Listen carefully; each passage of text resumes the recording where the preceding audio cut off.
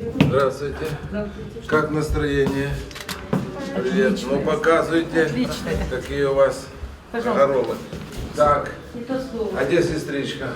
Она 3 часа не постоянно. Я знаю, что она учится на земле. Она приезжала, вот Так, кто будет ключи понять?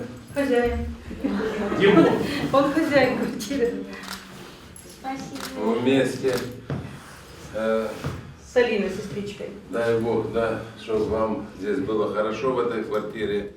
Дмитро – шестикласник, а його сестра Аліна – майбутня фінансистка, п'ятикурсниця Дніпровської політехніки. Обоє мешкають у бабусі Валі на Індустріальному. Відсьогодні жінці стало спокійніше за дітей. Вони мають житло і квартира капітально відремонтована. Ремонт, как мой внук высказался, что в шоке от того, что мы видели, какая была квартира и что сделали. Это молодцы, просто молодцы.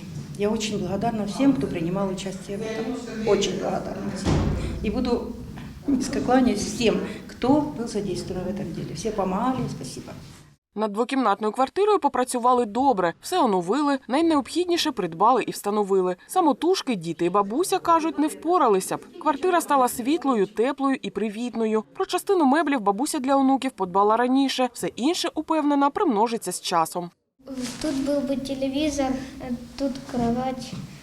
За час дії цієї муніципальної програми в місті капітально відремонтували 47 квартир для сиріт і дітей, позбавлених батьківського піклування. Цьогоріч це 2 оселі, ще 3 запланували оновити у 2020-му.